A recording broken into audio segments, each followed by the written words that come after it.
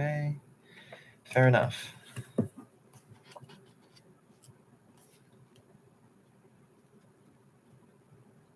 Shoot, I was about to say, why don't we finish this today? But there's actually quite a lot. Actually, quite a lot.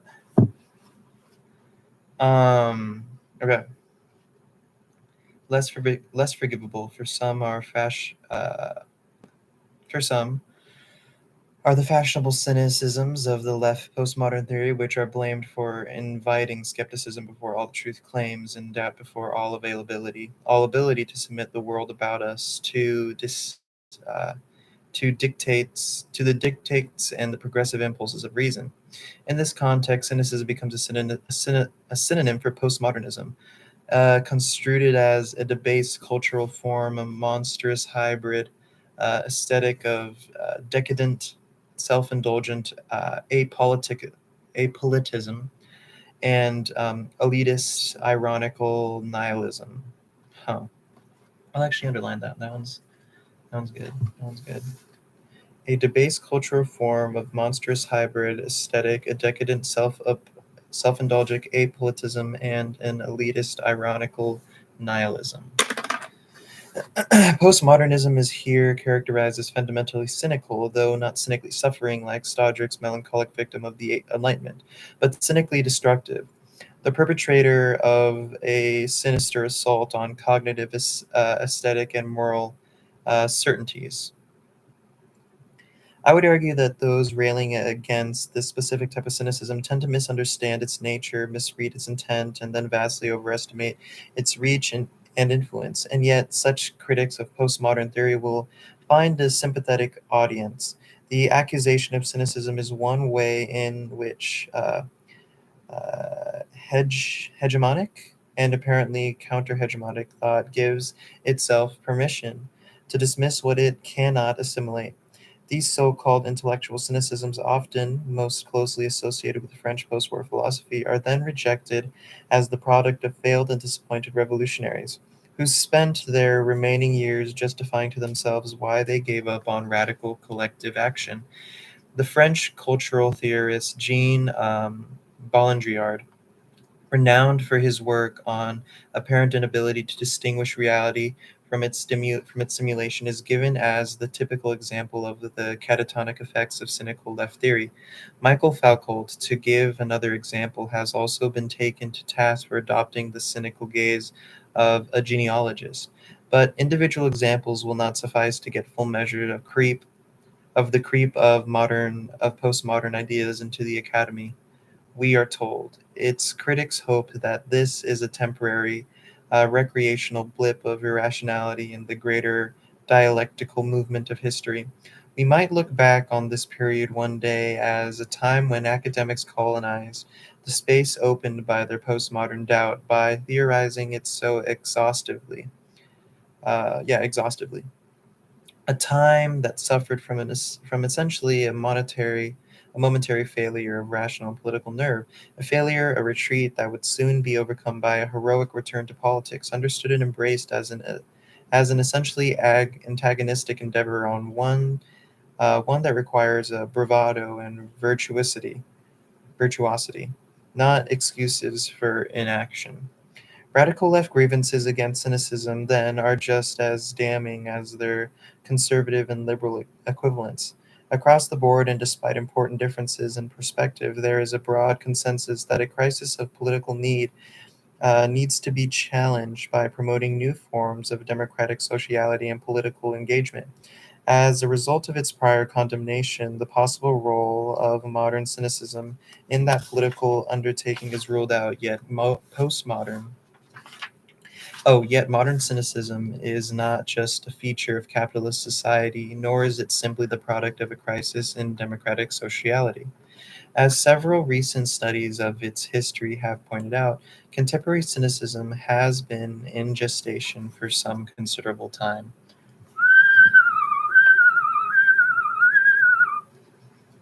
Some considerable time. Oh, wait, was there a Be Real today? Anybody late to the Be Real? 16 hours late. Bruh. Wait. Oh, shoot. Hold on. I think I gotta add somebody on here. Aiden Fox. There we go. No! Bruh. Nah. This is. Oh, Jesus Christ. Oh, dang it, bro. What the frick, dude? No. I messed up, bruh. No, that is so cringe. Oh, no. Oh, jeez. Oh, that is cringe on me. That was a total cringe move, bruh. That was a total cringe move, bruh. Holy moly. Ah, dang it, bruh. Total cringe move by me, dog. Oh, jeez. That's, I mean, it's not really that big of a deal. But,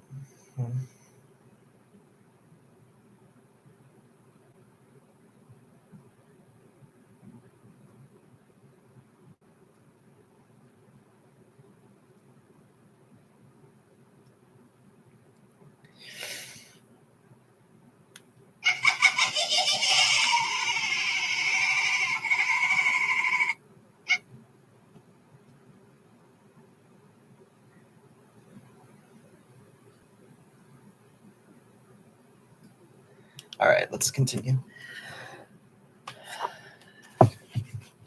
Late Soviet cynicism. For one notable departure from the blanket assumption that cynicism has no positive role to play in social transformation, it is worth turning to Alexei Yurchak's study on the Soviet generation, in which he unpacks what he calls the cynical reason of late socialism. Though Soviet ideology was still experienced by this generation as immutable and omnipresent, Yurchak claims that it was also greeted with widespread indifference. The success of Soviet ideology did not stand or fall in its ability to secure the widespread support of a populace that believed in it, at least not in its twilight years. It was a matter of irrelevance whether one believed it or not. Late Soviet ideology was not, hold on, hegemotic,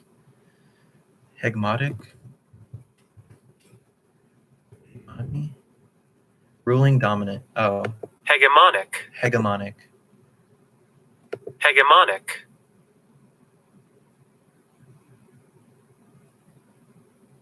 Where does it say that? Ruling or dominant in a political or social context. So hegemonic. Okay. The success of Soviet ideology did not stand or fall in its ability to secure the widespread support of a populace that believed in it, at least not in its twilight years. It was a matter of irrelevance whether one believed it or not. Late Soviet ideology was not hegemonic. That's right? As a result of its inability to dupe or fool its populace into accepting it as truth. It did not function by convincing a citizenry to buy in or to distort a view of the world. Rather, its stability was reflected in the fact that few believed the Soviet political order would end. Here, there is a parallel with experience of contemporary Western capitalist society. Its continued existence seems inevitable. Consequently, its institutional, political, and social rituals are performed even where they are not believed. There is a key difference nonetheless. Western performatives play out across democratic institutional frameworks where citizens may still buy in to the idea that their political participation is of some value and importance, however small. These democratic frameworks are characterized, moreover, by their apparent openness to and reliance on diversity, difference in rendered productive. Oh, difference is rendered productive. In the Soviet context, by contrast, official discourse was undisguisedly monolithic, and with the exception of occasional ideologue, few believed that they could meaningfully participate in it. For these reasons, it is probable that Soviet ideology was accompanied by a higher level of cynicism, one distinguished by a more complete lack of interest in power. It was expressed in the attitude of those who participated in the rituals of Soviet society without finding them at all meaningful, hence the following recollection. It was not uncommon to hold official signs or banners with slogans during parades without reading them, and to carry a portrait of a Politburo member without knowing who exactly it was. Belief and commitment were, oh, there's the be real, largely simulated, their hollow observance automated to such an extent that they need to come into conflict with a growing non-official realm to cynic derision and ironic detachment. Yurchak argues that within it this parallel existence, a uniquely cynical form of humor took hold. The obligatory reeling off and sharing of political jokes and anecdote in private became commonplace. Such humor could be understood as an expression of distance, a symptom of the growing separation of cynic subjectivity from official Soviet ideology. But it can also be understood as an expression of the fact that laughter could no longer directly hurt power. Laughter, derision, and critique cannot embarrass an official order to be debased. It is reflectively buffered by its own falseness. Hence, wit and derision were not in direct conflict with officialdom because official symbols were experienced already as false, concocted to such an extent that they barely warranted critique. Having given up all investment in the possible overthrow of the official sphere, late socialist cynicism was only quietly subversive. Its subversions were not self-consciously transformative in their intent, nor did they openly target power. This was a cynicism of ex- expendency and survival. It was based in the discovery that a safe and enjoyable existence was still possible in a totalitarian society so long as the cynic took no active interest in official pronouncements. And yet, by entirely disregarding, by not even bothering to confront or to give too much thought to official slogans, this cynicism contributed to the undoing of that Soviet social order. Soviet people learned how to take part of ideological practices without really being there. As claimed by one of its own, the last Soviet generation achieved remarkably high levels of uh, mental non-involvement mental non-involvement in the official sphere. It developed sophisticated strategies for producing a parallel culture right inside and in spite of the official order, without needing to worry too much about the latter. the cynic disregarded the cynic disregards, so the argument goes, is what ultimately led the inner silent crisis and erosion of the Soviet system. The cynicism of late socialism quietly preceded and prepared the way for its spectacular collapse. Need a need a get it, but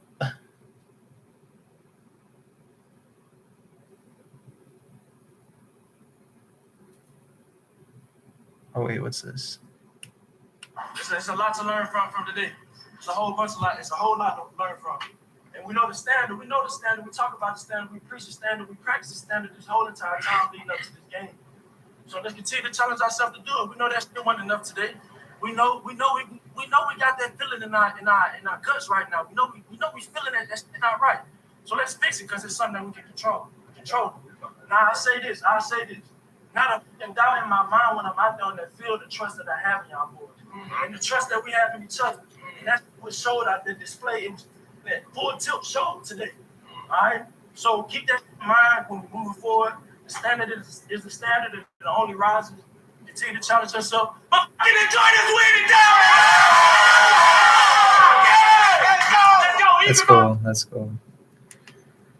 All right, Sodrick's critique, perhaps the most useful and illuminating discussion of modern cynicism, remains Sodrick's critique of cynical reason. Sodrick's books. Oh wait, do I have?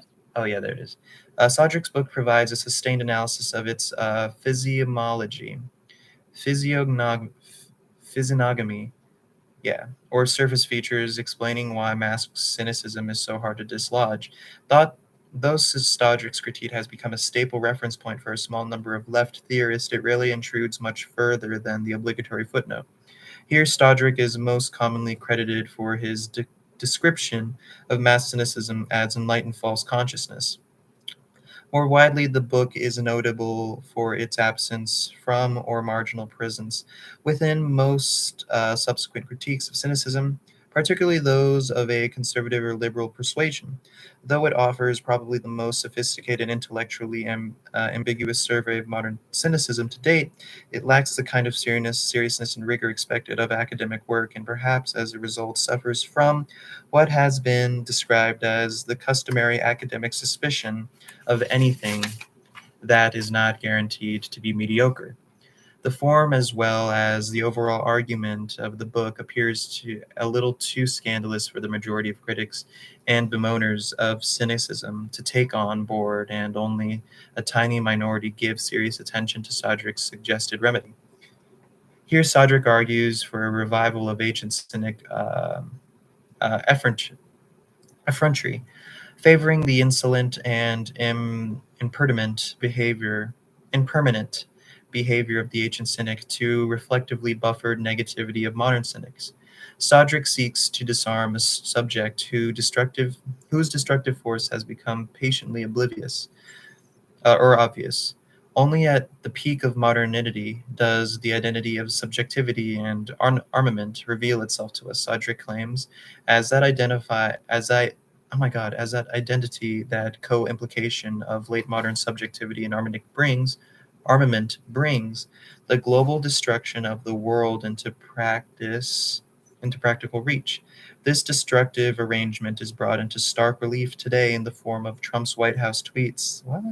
I didn't know it was going to go there. Um, or stuff like that.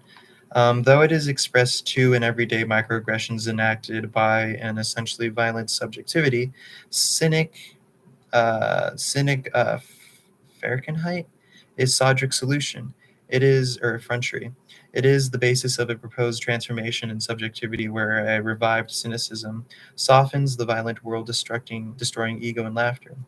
The form of Sodrick's book very much models that argument as it toys with respectable scholarly models that argument as it toys with respectably scholarly norms and makes mischief with its reader. As one of the more prospective readers has pointed out, Sodrick's whirlwind tour of modern cynics leaves us out to breathe, grasping for something to hold on to. S- Uh, Sodrick, Sodrick's thought makes so many unlikely associations and does so at such a pace that the reader struggles to keep up, which is precisely the point. Uh, I surmise that Sodrick intended us to scratch our heads bewildered at his satura or potpourri until we burst out laughing. Sodrick's alterity as a critic of cynicism should not be exaggerated, however.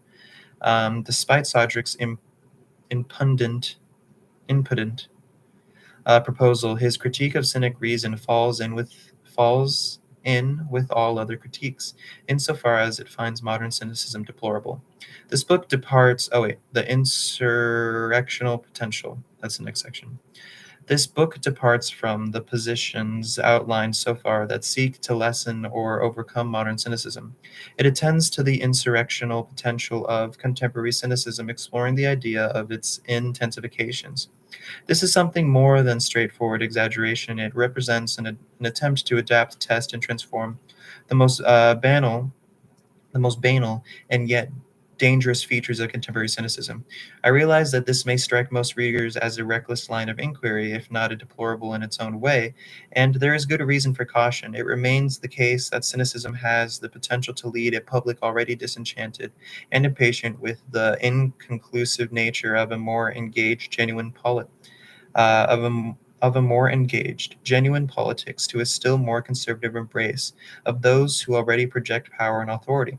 Contemporary cynicism is indeed a corrosive presence, and yet modern cynicism on the whole is far less devastating. Oh, is far less devastatingly critical than are often feared. tending as it does to leave untouched the fundamental level of ideological fantasy that structures social reality. Ideology maintains its hold on the cynic in the far most deceptive way. The enlightened cynic feels that he or she has become conservant in the operations of the former and believes that this knowledge is sufficient to escape its grasp. This may indeed account for the key statement of modern cynicism. Cynics know what they are doing, but they still do it. Yet cynic complicity with power is not inevitable. Occasionally, the attitude of modern cynicism is expressed with devastating force as a morally disillusioned, politically disaffected distrust of the ideals and promises of modernity and its institutions, educational and otherwise. This kind of ferocious distrust might still be harnessed to a revolutionary politic that does not shrink from the necessity of overcoming the current order.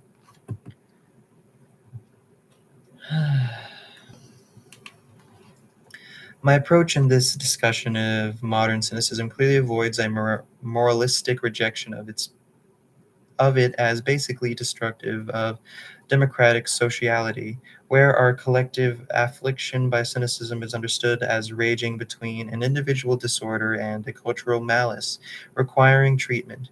This perception, as pointed out above, frames dominant popular and dominant understanding of cynicism, configured as a social problem and underpins prominent critiques of its corrosive presence. The approach adopted here also avoids attempts by liberal minded thinkers, comparatively rare but not insignificant, to cast modern cynicism as a potentially useful critical disposition. We are told that cynicism could be adopted strategically rather than absolutely allowing democratic actors to survive, and always compromised, always in pure political realm. As they strive for progressive change, it can be assured, be managed and mobilized in the ways that are perfectly hospitable to be continued healthily functioning and democratic life. In small doses, a tempered cynicism might even help defend cultures of openness and free speech and encourage the kind of social and political vigilance that keeps democracy alive. This book does not argue for such restraint, measured cynicism, nor does it remain within a scholarly automation of modern forms of cynicism, seeking to complicate our understanding of mass cynicism depicted now as a multifaceted rather than monolithic phenomenon, and in due academic style, reserve final judgment in the face of that complexity. Such an approach is common in academic circles where withheld judgment itself becomes a marker of intellectual sophistication, and I agree with that. Rather, I invite consideration of the scandalous potential of modern cynicism, considered in the lowest, most impoverished forms, where, in the style of its ancient ancestors, the dominant traits of a disavowed but culturally entrenched phenomenon are attended are attended to for their potential adoption and positive tactical adaptation. This world, oh man, something smells good downstairs, bruh.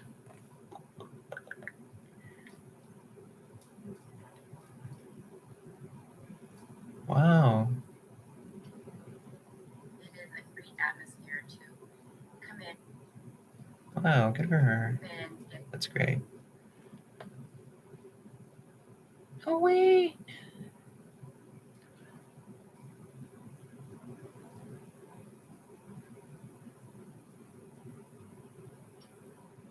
Uh,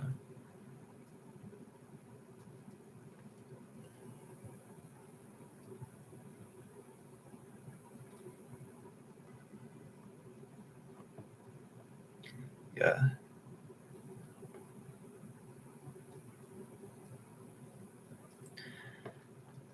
Yeah. What? Jesus Christ, bro. Frick. Oh. Okay. Let's continue. This would constitute a transformation of modern cynicism through a select metamorphosis of its more dangerous attributes, moving it beyond its current position, in which cynicism serves as an excuse for political inertia and inaction before injustice, manipulation, and hypocrisy. To develop this thesis, it is necessary to return to the historical narrative, such as it has been drawn, and consider the adoption of Cynic ideas by Frederick Nietzsche. I'm just going to say Nietzsche, Nietzsche. I was going to say Nitz. In the late 19th century, it is necessary to switch pace, in other words, to plow back under the critical positions outlined above. Nietzsche's nihilism and half-assed cynics. The theme of cynicism reoccurs throughout the 19th century, having become a byword for selfish misanthropy or distrust, disbelief, and indifference to moral norms. It is perhaps unsurprising then that Nietzsche should pick up that idea, affirm its hostility to conventional morality, and declare there is altogether no prouder and at the same more exquisite kind of book than my books. They attain here and there the highest thing that can be attained on earth, cynicism. Nietzsche's invocation of and contribution to the critique of cynicism is complex. It is claimed that Nietzsche's irrelevant, playful style owes much to cynicism, which he studied closely. Perhaps from the cynic Nitz derived the lesson that a thoroughgoing critique of cultural norms need not become burdened by its own seriousness, nor it be led to a world-denying pessimism, but it could instead be tied to a pessimism of strength, an affirmation of existence by way of doubt. And perhaps it was from cynicism in part that Nietzsche borrowed the idea that only through the most unflinching, undomesticated critique of one's surroundings might be one glimpse of the possibility of another life. In what follows, I focus on how Nietzsche adapts the anecdote of Diogenes and the lantern. In the original anecdote from Laertes' Lives, Diogenes wanders around with a lantern in broad daylight, announcing, "I'm looking for a man." The joke is that Diogenes is surrounded by men, but will not identify a single one as a representing man. In the gay science, we encounter something resembling this story, only now the madman with the lantern shouts incessantly, "I seek God, I seek God." Those standing around treat him with derision. "Has he gone lost?" they ask laughingly, to which the madman replies, "Whither is God? I will tell you. We have killed him, you and I. All of us here are murderers. Do you not smell the divine petrifaction?" He continues, "Because gods too decompose." Do you not smell the divine petrifaction? He continues, "Because gods too decompose." But none of that. But none of those assembled seem able or willing, nor do they realize the magnitude of what they have done. This famous passage offers a condensed critique of the destiny of the two millennia of Western history. In Heidegger's terms, it explores on the ontological convulsion brought about by the eventual, if only partial, collapse of Western metaphysics. This derangement occurred as the Enlightenment attempted to ground reason in man rather than establish it by appeal to external legitimating forces. Man was, of course, nowhere to be found. Hence, despite its claims to independence, Enlightenment attempts to more fully occupy and base its efforts within a secular realm drew from and extended the work of pre-modern institution, on which it was forced to rely. For example, the modern school drew from and based itself within Christian pastoral institutional logics that were able to slip their doctrinal moorings and migrate to a secular context. The key difference, however, is one of legitimation. Though earthbound institutions such as the Christian Church had long been employed to make sense of and organize their subjects' earthly existence,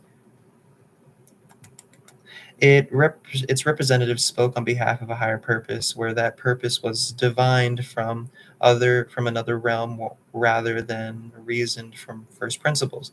The death of God refers to the crisis of legitimation that occurs as this framework breaks down, revealing in due course the basic inability of Western subjectivity to think outside metaphysics. Oh, my thing is going to die. How can we decide what is true, just, or meaningful? This subject asks, without external standards against which we measure our pronouncements.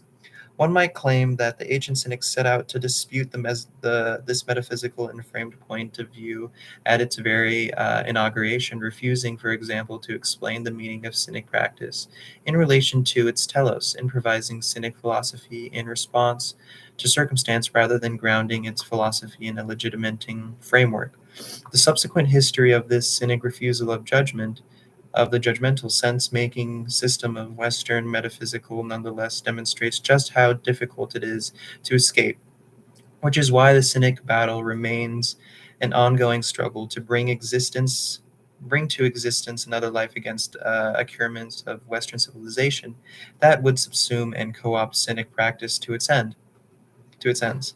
Given the extent to which cynicism was variously co-opted during the more than two millennium of adjustment and transvolation, it is unsurprising that its Enlightenment inherits found themselves, oh my God, entirely unprepared to deal with the collapse of the system of legitimation that ancient cynicism once contested. Even avowed atheists, Nitz argues, have not come to terms with the loss of a higher divine authority. Perhaps a contemporary cynic of most flippantly, apathetic, casual, skeptical sorts come close.